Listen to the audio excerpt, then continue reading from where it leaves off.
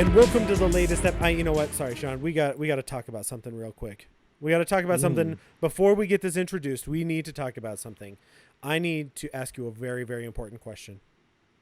Ooh, a very impotent question. What's up? Yes. Do you think that you're ready to become the new Flesh? Death to Videodrome. Long live the new Flesh. Yes. It's about time, because for this month, we're going to be talking about David Cronenberg. And now that we've said this, I'll get to the real intro. Okay, so this is an episode of Good, Bad, Weird, Wild, a series underneath the ever-growing umbrella of the No Franchise Fatigue podcast banner. In this monthly series, my co-host and I will be picking one cinematic figure, looking deep down into their filmography, and then choosing 4 films for each of the titular categories. One for good, one for bad, one for weird, and you guessed it, one for wild. And as we said, we're talking about David Cronenberg today, and I am more than excited. And I'm so excited I jumped again. I jumped the structure again, because my name is Matt Reifschneider, and I am joined in this reality by my co-host, dear friend, and occasional sexual parasite, Sean Caylor. How are you today, Sean? Well, I got this here handgun that's literally a gun in my hand, firing teeth. It is a gun, a handgun. Dude, fishbone handgun fires teeth. Fires teeth. One of the most creative weapons ever put on screen. Yep, and after a month, we talked about flying guillotines. At some point, however, one must admit, we both write for Blood Brothers, and there's a dead ringers gnawing our weird fucking attachment apart joke to be made somewhere. Yes, this is true. There's so many jokes that we can make here because it is body horror month, and let's be honest, there is nothing that epitomizes body horror than you and I working together, and I am all about it, because we are, again, talking about David Cronenberg today. And before we get into this iconic director, we should talk a little bit that it's a themed month, and we are in Season 2, my friend. Season 2. So, maybe we should have touched on it a little more in the Mothership NFF episode, but body horror in and of itself is kind of just an interesting subject, I think. It's, not going to sideline this celebration of the godfather of body horror too much, but what I will say about it as a genre is it can mean a lot of things. It's not, just people morphing into shit. Basically, the reason he's a master of body horror is even in something you wouldn't consider a sci-fi movie, something like an Eastern Promises, the violence, it's the deformation of the human body and that literal feeling of horror. That's what makes it work so well. Any kind of gore could be considered body horror if you're liberal enough, but people who are really good at it make you look at the transformation of the human body in some way and go, ugh. Just like that. I really wish that we were a video series so people could see the face you made when you made that noise, because I'm like legitimately terrified right now. Yes, but you're absolutely right. Body horror. If I had something in my hands, acid would have come out and been like, bleh. Yeah, right. Yeah. Boy, you're just going to make all the references today. I like it a lot. So, but yeah. I've been watching a lot of Cronenberg. I was going to say, I have watched like 30 Cronenberg movies in the last like 3 weeks. He's got nearly, just over 40 at this point? I don't even know. At this point, I'm just watching them haphazardly, how I feel about watching them, trying to catch up on some of the ones I haven't seen in a while or things like that. But you're absolutely right. He is the king of body horror for a reason. And I think it's inherently that he gets the understanding between the emotional human connection and then the sheer horror of being of that emotional reasoning mental state, being trapped in something like a body, and then like having that emotional output be manifested in a physical form of some sort. I think that his ability to navigate and look at those lines and walk that tightrope over and over again is just impeccable. And I couldn't think of a better person for us to talk about as we go through Body Horror Month. So I am very excited to dig in and get to these films that we have picked for our choices. And before we get to that, let's take care of a little bit more business. So if you like what you hear today, please check out our ever-expanding back catalog wherever you listen to your podcasts on Anchor.fm, Spotify, Apple, Stitcher, Google Podcasts. Maybe you hear it out of a giant cockroach typewriter. Wherever you listen to your podcasts, definitely check us out. We also have a new avenue, YouTube. So definitely go hit us up on the YouTube and check out our podcast there. So we have series now, essentially 4 different series going underneath the No Franchise Fatigue banner. That is including the original No Franchise Fatigue series for your lists only, which is brand new for season 2. So you guys you should have either heard it by now or you'll be hearing it next week at this point. Premiering next week. Yep. So you will be hearing the brand new one for your list only next week, and Fatigued But Not Forgotten, which is the one where we just yell at each other inside of an elevator. So lots of cinematic stuff here for you guys, especially for you genre fiends out there. And while you're there, when you're at any of these podcasts, please rate, review, and subscribe. Smash that button. Why? Because you deserve good things, and more than likely, if you don't, you are in a simulation of reality. So the world's filled with enough people yelling about how much they hate all these movies they purport to love. How about 2 guys that love the movies they purport to love? We love movies, and we love weird movies, and that's why we tend to talk about things like David Cronenberg's filmography. So, but yes, we're going to be choosing 8 films today, 4 for me, 4 for you, through the 4 different categories: good, bad, weird, wild. So why don't we just jump right into this, start talking a little bit about his filmography with your choices, and I'll start with you. Why don't you hit me up? What is your choice for a good film of David Cronenberg's? Boy, it was always going to be an incredibly tough choice, and it is with the tiniest amount of egg on my face that I make this whole big deal about body horror, and I choose one of his not necessarily body horror movies. But for whatever it's worth, I have always felt like the combination of David Cronenberg and Stephen King with 1983's The Dead Zone has always just really worked. Christopher Walken, you can't really call it his defining performance, but it's his defining performance for me. It's that movie I saw him in when I was young, and I'm just like, wow, this guy's amazing. And it's weird because it's a good, actually almost more stable role for him, which is ironic given that it's a plot about him trying to kill the president. But this movie really deeply influenced me, and its horror is interesting because it's much more emotional. The supernatural element is a distinct curse in this movie. He's cursed with knowing the future, and he's cursed with knowing that Charlie Sheen's dad is going to blow up the world. And he has to decide whether to let it go or to do something with it. And that is very intense, I think. And it's an interesting kind of horror and tension that, not to mention just the sheer quality of the film, you know. Please, what do you think of The Dead Zone? Well, and I think you make an interesting point because you say it's not body horror, but to a strange extent, there is elements of that in here. This idea of like he has the mental capacity to see the future and is physically incapable of necessarily doing anything about it, particularly because he has that limp. Yeah. He's got an injury, right? So there is this weird physical manifestation that he's toying with here that David Cronenberg can put in a subtext, but it's there, right? So I do think that there is certainly an extent of, particularly as you said, that kind of in this part of his career, he's starting to shift out of some of his key kind of body horror film elements, moving into some new territory. But absolutely, you can't go wrong with this movie. Christopher Walken's performance, he can be incredibly over the top, but I actually do feel like you're absolutely right. He's reserved here, and it really works for him, so that when he has the blow up about the ice, it's an incredibly powerful moment, right? It's one of those great key phrases that you'll always remember. And it presents an interesting, because David Cronenberg is also very political. So in a lot of his stuff, he has a lot of social commentary, a lot of political commentary. And this is just a film where that comes to the forefront. And I think that that kind of works for him.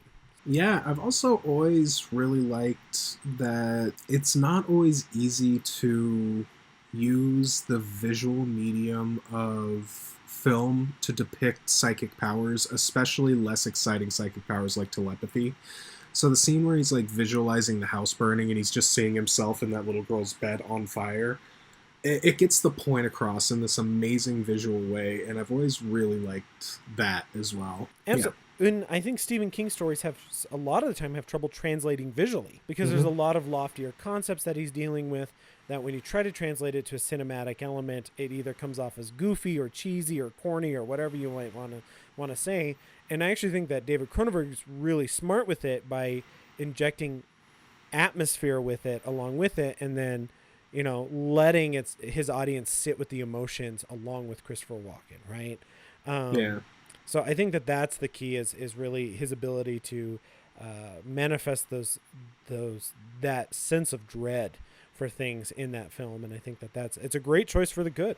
All right, and that being said, what is your good Cronenberg? Mine's, I wish I would have taken a bigger swing or a bigger chance with mine for good, but I'm sorry. When I was rewatching all of these, I came across this film on my Criterion Collection Blu-ray, and I realized that this is the film that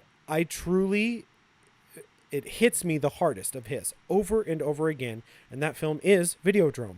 It's, I don't want to get too political on this podcast or whatever, but James Woods is kind of a piece of shit in real life. He's certainly a piece of shit in this movie. And yet the transformation he goes through as his character and the journey that he goes through as he discovers Videodrome, this illegal channel that's being broadcast on television, between his discovery of it and trying to find out what it is. So that even though he is like this slimy, dishonest, morally corrupt person, that his journey is still fascinating because it's such a movie embedded with messages about the excess of the time period and the corruption of the capitalist concepts, along with this technophobia about what are we doing when are we really toying with something we don't understand.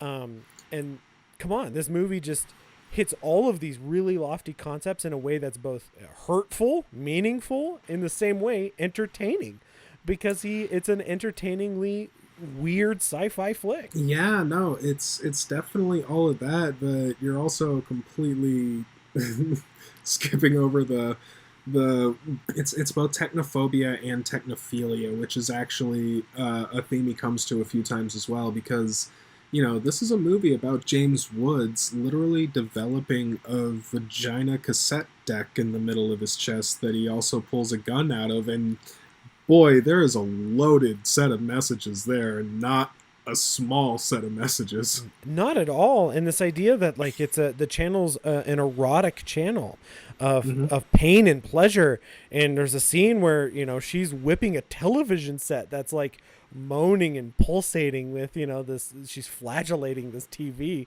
in a sexualized manner. This movie's so layered that every time I watch it, I'm just like, you know what, this might be his best film simply because of every time I watch it, there's something new that I catch. There's some detail that's in there. There's some theme or image that's just like, you know what, this works for me, and it's a movie that weirdly is still relevant. Yeah, even as just pure cinema fans, it's a pretty dark mirror on visual entertainment or entertainment, the opiate of the masses concept, basically. And yeah, no, it's a very loaded movie, to say the very least. Yeah, and that's why I'm sorry. It seems like it's kind of the cliche answer to go to. Maybe this or The Fly would be your go-to answer for his best stuff. But I'm sorry. Like, as I rewatched all of these films, like Videodrome is the one that sticks out to me. That is just, it's got so much density that it deserves to be on a Criterion release. It deserves to be analyzed in film school. So. Yeah, it's exploitative, oftentimes incredibly uncomfortable, and wants you to face like these weird realities, and yet the entire time it's got something to say. So I think for me, good has to go to Videodrome when it comes to David Cronenberg. Now for the bad, and this is why do we do this to ourselves, especially with directors like Cronenberg? That's it's really an impossible ask. If I go through his entire filmography, I can't find a single movie I'm going to out and out say is bad. So I'm going to go with the one I like the least. Yeah, that's a fair assessment. And so, with that heavy caveats, I'm saying The Brood because I'm just not into vampire movies, man. I'm just not. Even weird, crazy Cronenberg psychiatrist sex vampire movies. It's just not my thing. Yeah, The Brood. What a fascinating movie. See, and I adore The Brood. I adore The Brood. His early stuff for me. I guarantee you my brother's going to listen to this and he's going to swear you out because I'm pretty sure The Brood is his favorite Cronenberg movie. But I will, I'm already... I'm going to be seeing memes about this for the rest of my goddamn life. He's going to meme the shit out of you about The Brood.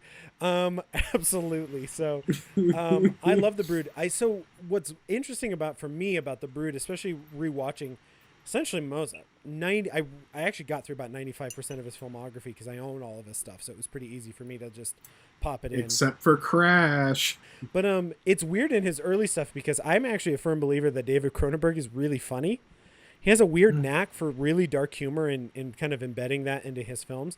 And The Brood is like not at all. It's the one movie that really doesn't have that dark sense of humor that underlies things or this sense of like irony or anything like that. That movie's just nihilistic. I mean, Shivers isn't exactly a upbeat movie. Well, no, but there's certainly an element to being like, seeing old people, having sex in the middle of a hallway. There's like this weird sense of humor to it that he brings to. That's fair. To most of his movies, there's something to it, and usually it's a weird humor. It's usually like an offbeat, not like ah ha ha. It's funny weird, not funny ha ha, right? So right. But there's usually a humor to his stuff. But The Brood, no, The Brood. I mean, these weird little kids that she births out and they're part of her psyche and they're are they real? Are they not? They're cannibalistic. They're all in raincoats. It's very weird, super incredibly dark, and you can tell that there's a lot of personal stuff he had going on that he really injected to that movie. And you can feel it there. But I get why you think. But yeah, again, that's also being clear. It's my least favorite. I'm not calling The Brood a bad movie, Matt. I know. I'm agreeing with you.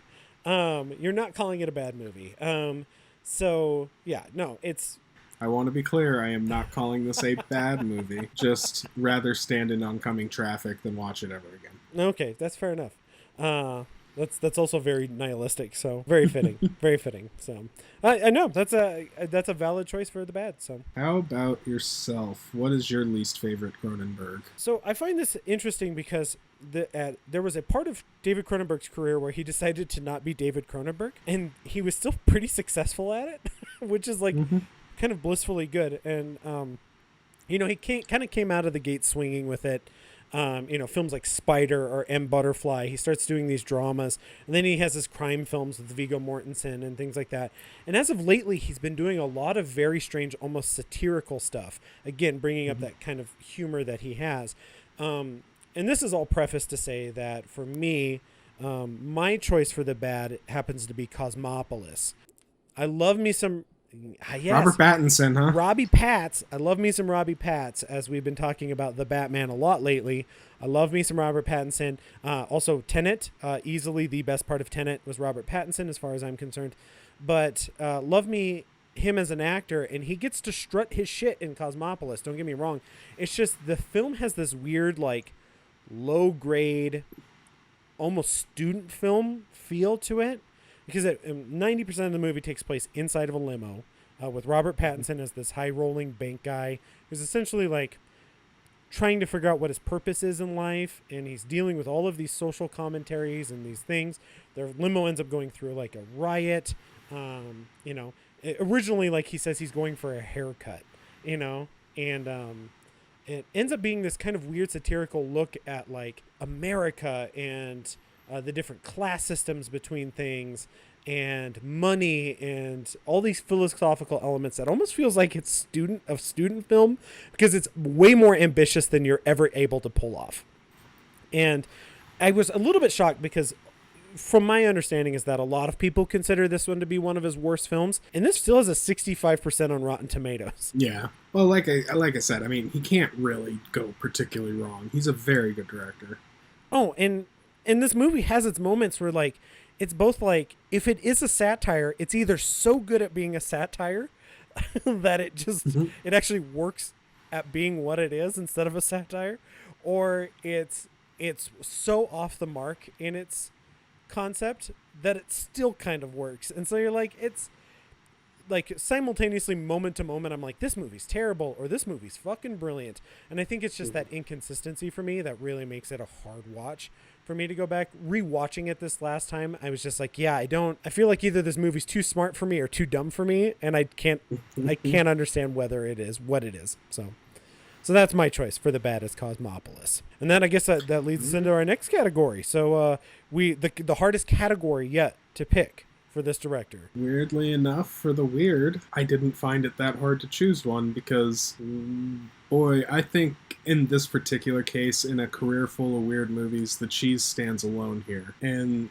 as much as I love Peter Weller and Cockroach Typewriters, what is anything in Naked Lunch? Like, the dude's huffing bug spray and, like, talking to creatures in bars. I don't even know the giant grasshopper thing, I guess. Like, this is a fascinating movie, and it's a very, very good watch as it becomes like a murder plot, and then it becomes like this weird government conspiracy, and then, Peter Weller is just magnetic. I like Ian Holm, rest in peace, of course. This is, Julian Sands right when I was just getting into like Warlock and stuff, so, there's a lot of stuff I like about this, and this came out, I was a little young when this came out, but when I came to this movie in my teens, I was just at that perfect pretentious, it's William S. Burroughs and I love David Cronenberg and I'm gonna watch this movie until I like it. And so I did sort of Stockholm myself with this movie, but say what you will about it, good, bad, right, wrong, indifferent, however you feel, it is undoubtedly one of the weirdest goddamn movies ever made. Absolutely. I assumed this was going to be your pick for the weird because it is. Put that all in caps with periods in between each letter because it's fucking weird. And it works like a stream of consciousness if you were coming in and out of consciousness, like as a viewer. As you're like starting to like waver in and out of consciousness, this is the weird fever dream you would have. Is kind of what Naked Lunch works like. It's like, oh, here's your classic start. And then by the end of it, it's completely different where it started at. Completely different place, right? I mean, leave it to David Cronenberg to be like, this book is unfilmable. Fuck you, I'll film it. That's an incredibly Cronenberg choice. On that level, it makes you wonder what David Cronenberg's Dune would have looked like. I love Lynch. And I actually love that Lynch Dune, but I'm just saying as a thought experiment. And Naked Lunch is about as thought experiment as you can get for a film. That's true. And I do think it was him flexing his muscle a little bit, being like, trying to challenge himself and trying to take something that is in his wheelhouse, but not. Because it's fascinating, because this is very much a drama. It's a little more in line with like a Fear and Loathing in Las Vegas or an Inherent Vice at the end of the day. There's more going on than what's visually on screen, and you kind of have to read through the bullshit of the main character's deep addiction, which is what this movie's actually about. But all of that said, and all of that aside, it still takes the form of him talking to giant bugs and shit. Like, it is just a weird movie. It is a weird movie, and I mean, I'm sorry, the other point I was going to make is, however, as far as kind of tagging off your point of him flexing his muscle, he takes this very kind of weird drama and he does a similar thing as Fear and Loathing in Las Vegas, even though that actually came out after the fact, but he actually treats it seriously and he puts his full budget onto it. So it's not, like this silly Pee-wee's Playhouse puppet of a typewriter and a Beatles body. Like, this thing looks like a goddamn nightmare horror. I wouldn't put it past David Cronenberg. He would only accept what would give you the most nightmares, especially in this part of his career. So, I mean, he had just started to shift away from his more traditional horror. So this is definitely, again, I think him experimenting with his style. So, as you say, this is like right before M. Butterfly. I mean, really, his last kind of swing at his classic style was Existenz, but other than Existenz, it's been more or less dramas since Naked Lunch. Right. Yeah, and even before Naked Lunch was Dead Ringers. I think I'm correct in thinking that, but and Dead Ringers is even more of a dark drama than anything else, although it certainly has its kind of obscure, dark fantasy elements. Like I said, the weird umbilical cord gnawing aside, it's more of a Dead Ringers is more about the drama of twins who are maybe too close. Yeah. Oh yeah. Yeah. Yeah, for sure. So, but yeah, no, good choice. Good choice for the weird. I think the only choice for the weirdest film he's made. So, so, having predicted what I was going to say for the weird, what did you pick out of curiosity? My choice for the weird, we've already slightly talked about it here for a hot second. But I like to think of it as the weird because I think that if you come out punching as hard as you do on and I'm going to put this in quotes, debut film, as you do for Shivers, or They Came From Within, it's got to go for the weird for me. Because, like, original title he wanted was Orgy of the Blood Parasites, right? And so... Love it. Right. And it's like, here he is. He's this Canadian filmmaker, and he's like, oh, I've got to go to the Canadian Film Board, or I can't remember what it's called at this point, but to ask for money to be able to do a movie, and I'm going to pitch them this movie. And not only did he pitch them this movie, but he got money for them to actually make this movie for it. And I think that that's both weird and incredibly self-confident in your style, and to be like, you know what, like, this is how I'm going to pitch it, and this is what I come through. And so, and actually, as of the day we're recording this, Shivers is finally getting a very nice Blu-ray through the Vestron collection next week. I already got my copy early for it. I actually watched it last night. Incredible version of that for a home video release. I highly suggest it. But Shivers has to get my choice for weird because, like, it is about bodily parasites that make you go wild for sex zombies. Yes, for sex and violence. And again, talk about social commentary all you want, especially when it takes place in this like idyllic paradise, self-enclosed apartment complex in Canada. Kind of a gated community sort of thing. Right. And they've got their own doctor in this place and things like that. It's very much a self-enclosed place. Again, almost like a sample size for something larger, right? And I just think that, and not only that, but, his style, a lot of the times directors will earn their style by the second or third film. He pretty much comes out fully David Cronenberg.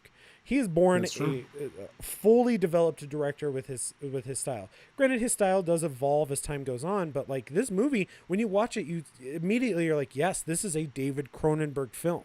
Like, there's no like hesitation for things.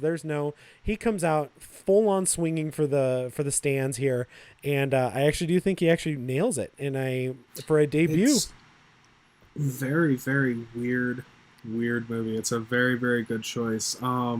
Yeah, no, it's like alien parasites, like you say, that make sex zombies and, old people banging in the middle of a hall, and there's a lot happening here. The parasite effect's kind of cool. It's not, it's not late stage Cronenberg. It's definitely, spunky. We didn't have a huge budget, but it gets the job. It gets the job done. It gets it across. It's sort of like Scanners. You don't need a lot. You just need Michael Ironside and whiteout contacts. Right. And I think he does amazing. Like the opening scene with the doctor doing the autopsy on the girl, the naked girl on the table. That's your opening scene of this like crazed guy, like, cutting this girl open who was just alive just a few minutes earlier. And you're like, what the fuck is going on? I just appreciate, that's why I want to say it's weird, because really when you look at his early films, it fits right in with the rest of them. It fits right in with Rabbit, and it kind of pulls from an older, almost 1950s sci-fi horror kind of idea. It's kind of coming from the same place that, frankly, James Gunn's Slither, which I would argue is almost a soft remake of this movie. Oh, he totally was just like, Night of the Creeps and Shivers? Yes, please. Let's put them together. So, yeah. But, all that said, it's really... It takes that kind of older 1950s idea and it brings it in this brave new direction that was way ahead of its time. It's hard to believe this was a 1975 movie. I'll definitely give it that. Yeah, it does. It feels like it's an 80s film already. Like it's way ahead of the curve in so many ways. And So I wanted to use my choice for weird to actually talk about something that I really like. The only real weird thing about it is that it's his debut, and I feel like that his confidence coming out that strong is definitely worth it. But so yeah, that's my choice for the weird is Shivers, or in some places where it was called They Came From Within. So For wild, I mean, look, man, there's only one choice for me, and it's mostly because I can't let it go without talking for my love, the true reason I'm a Cronenberg fan, Mr. Brundlefly himself, Jeff Goldblum in The Fly. Like, everything about this movie is just cranked to 11. It's super violent, but it's also, like, weirdly emotional. It is a heart-wrenching story. Almost a Beauty and the Beast, in a way. You know, it's a lot more by Gina Davis's choice, but nonetheless, there are horror concepts in here that we may hear touched on a little bit further next week. Wink, wink. Please tune back in. But, you know, there are just things about this movie that really stuck with me, and always have. The birth scene, anything about puking up acid, her pulling the jaw off towards the end when he's making his final transformation. But even smaller stuff like him walking on the ceiling and stuff, like, that's a really cool looking effect. When he's learning his fly powers and he walks up the side of the building, and, you know, the telepods are downright iconic. I cannot believe they didn't take another swing with this. They did the Fly 2 and then they just dropped it. Like, everything about this was so cool. yeah, I fully agree. This is probably my other choice for good. If I didn't do Videodrome, it would have been The Fly. And as you mentioned, we'll talk a little bit about it next week. But you know, I adore the original one. I adore this version of it. I think it's incredible. I think more so than any other movie he's made, this is his romance film. This was him flexing like, I can make a romance movie. It just so happens to have a lot of grotesquerie in the third act. But this is like height of her powers, Gina Davis. What is this, like right before or right after Beetlejuice? This is definitely height of his powers, Jeff Goldblum. This is like right after Buckaroo Banzai. Like when he's just this hot young actor, he was still a sex symbol at this point. So for him to be the one transforming in this movie, for one, super brave. What a choice. Holy shit. Oh, absolutely. And it's interesting you also mentioned the idea that this franchise got dropped. So Scream Factory just put out a Fly box set. It has the 3 original ones from the science fiction boom, and then Son of the Fly, and Yep. It has all of those, and then it also has the Fly and the Fly 2. The Fly 2 being the first time it's ever been on Blu-ray. Is in that box set. I know it's trashy, but I have always had a weird love for that movie. I actually really like The Fly 2, and I've always considered pitching you the idea of doing a Fly franchise, looking at it, because it is a really fascinating franchise, particularly even in the early ones. The franchise, by the third one, is completely different film. It's a completely different franchise, which is really interesting. But when I was going through this box set, the reason I was talking about it a little bit is that they talk about that there was supposed to be a third Fly film, and it's called Flies, and Gina Davis was supposed to return for it, and her husband at the time, a Mr. Rennie Harlan, who we've covered on this series before, was supposed to direct it. And that's a really fascinating idea, to do a third Fly movie called Flies. I'm a little bit shocked it hasn't been rebooted at this point, truthfully. I mean, you know, I have opinions about Dream Child, but for what it's worth, that would have been a fascinating movie. Yeah. Let's hope it would have been better than the other time that Gina Davis and Rennie Harlan got together. So, cinematically, the best combination since Madonna and Guy Ritchie. Yep. Mm-hmm. Yep. Obviously, cinematic gold when you put them together. So, but yeah, I fully agree. Wildcard just deservedly belongs to The Fly. I mean, David Cronenberg makes a romantic film with all kinds of subtext. I mean, obviously, there's a lot of people that read that it's about AIDS. David Cronenberg has said that it's not. That was not something intentional, at least. There's most definitely a women's rights subtext to it, though. That's Oh, completely undeniable. especially with the abortion subtext and things like that. Hmm. It's not even subtext; it's really just text in that movie. Yeah, I was about to say, yeah. Yep. So, and I mean, ambition. It's in a weird way. Seth Brundle is not wildly unlike like a Herbert West when it's done really, really well.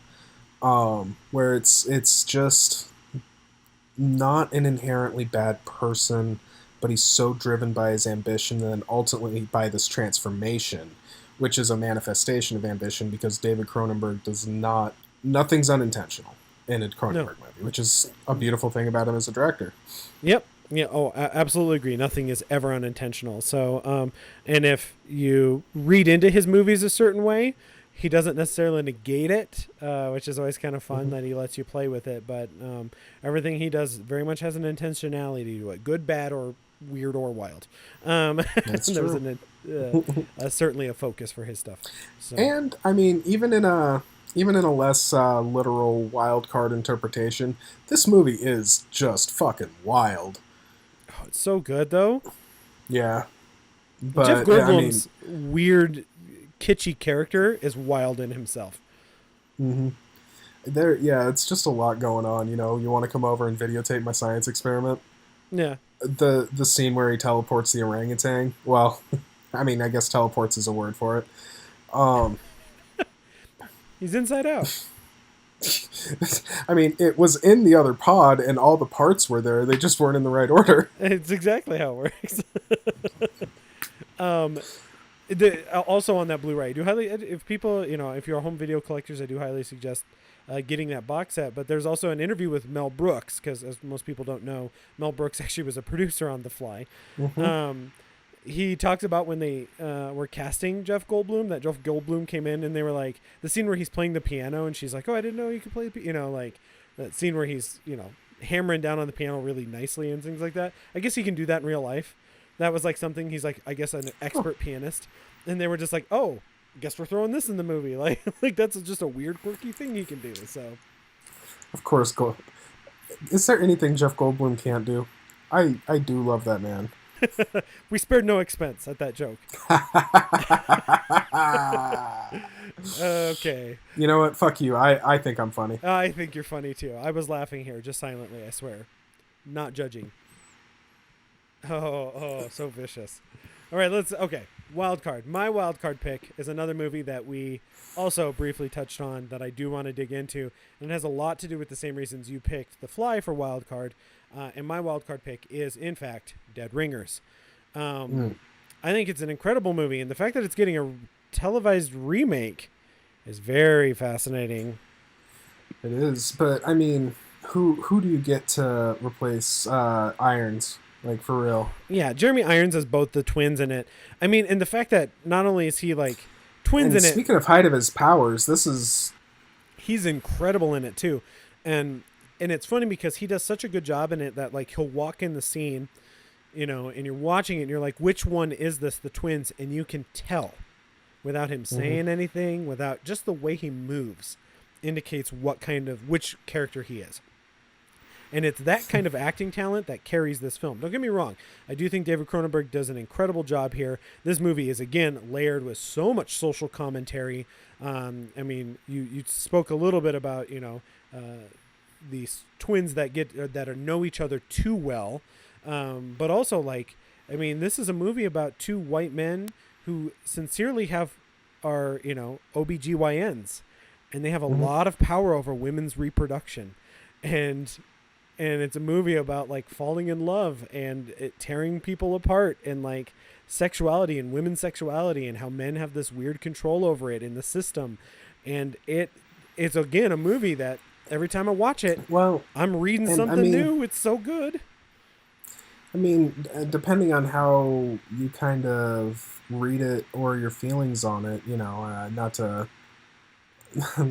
go too dark here, but like it's also about twin brothers where one of them is super confident, one of them is just not, a lot more subdued or whatever.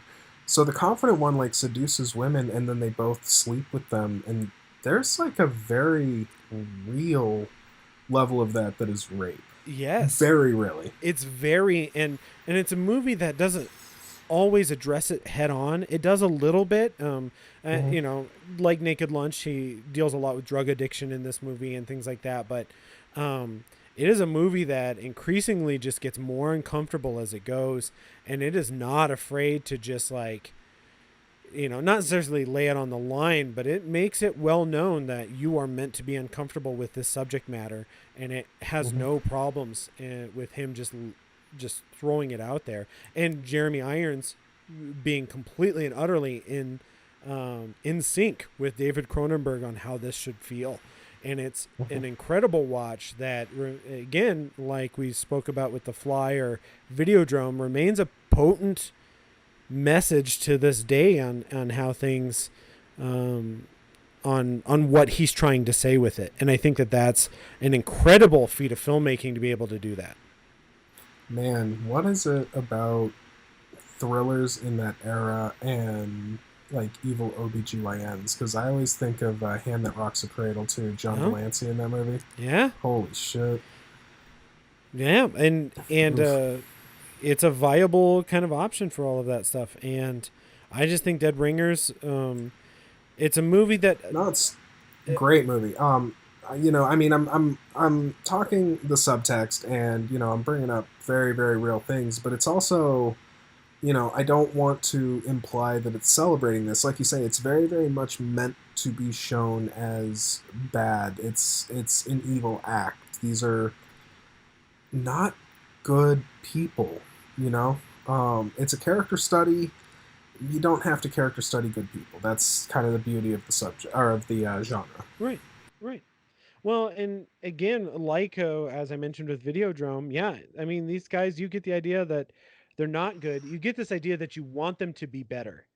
You Hmm. want them to learn their lessons or whatever, and that's kind of the journey that you're on with them.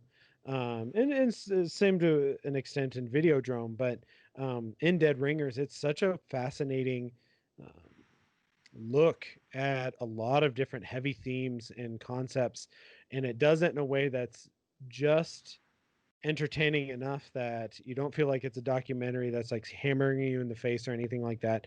I mean, I get why it's, you know, as I mentioned at the beginning of the segment, that it's getting a remake, you know, and they're actually gender bending the lead role, so it'll actually Mm. be a female lead role um, for it. And I think that that's a fascinating an interesting way to explore the themes of this movie. And this, I mean, it's based on a book too, so it's you get to do a little bit of more interesting stuff there. But Mm. yeah, I'm really curious to see what that looks like. But that's my choice for wild card is Dead Ringers, the first film of his that he really kind of exits out of the horror realm. Even though I will say that Dead Ringers might be one of his more horrifying films in general. So that actually kind of wraps up. We've talked about all four categories, what our choices are. Obviously, David Cronenberg's filmography is massive, and we didn't get to chat about a lot of his best films or in more interesting films. I mean, we didn't even chat about Rabid. We didn't chat about Eastern Promises or History of Violence, which certainly deserve to be chatted about. So, for those of you listening out there, if that's something you're interested in, you want to chat with us about it, please let us know. Reach out to us. We're happy to chat more about David Cronenberg. We're happy to hear what you have to say. What are your picks for good, bad, weird, and wild? We want to know. So check us out over at the social media. You can reach us over at Facebook, no franchise fatigue, or over at Twitter at nffpod. You know what? You can find me over at Twitter. You want to just chat with me about David Cronenberg at the movie Matt. That's MOVEMATT at the movie Matt. So you can find me there. Wanna take another swing at it where you spell movie right? Yeah, I'm not. Nope. Nope. I refuse. I refuse. Spelling is not my strong suit. Never has been, never will be. Sucks as a writer, but that's how it works. So, I where can before they? E, I before E, except after Matt. And that's how movie is spelled. Mm. So, They can always where find me at nffpod.sean gmail.com. My name is a four-letter word when spelled correctly. I cannot tell. We have come to this conclusion during this podcast. I may have a parasite in me. I may be living in another dimension. You know what? I'm shocked. We did not talk existence in this. Oh, I know you love that I movie. love Existence, and there was a very real part of me that wanted to say something about, I'm going to take this 1 second to just mention at the end of it. Beat the Matrix to its concept by what, like 2 years? Yeah. So just putting it out there. She's a game developer and she wants to know if this is all real or not. Yeah. That's Also, scene in Ian the, Ian Holm in that, right? He's in yeah, that. Ian Holm. Yep, very Yeah. much so. Rest in peace, sir. Yeah. Um, Regardless, we're going to leave our fine listeners there as I've got to go have a shower fight with some Russian gangsters. Oh yes, nude showers are the best. Put out a cigar on your tongue first. Show how tough you are. So good. All right, so thank you guys for listening. Definitely check us out on the social medias, and then always remember, death to Videodrome. Long live. Long live the new flesh. All right, thanks, guys.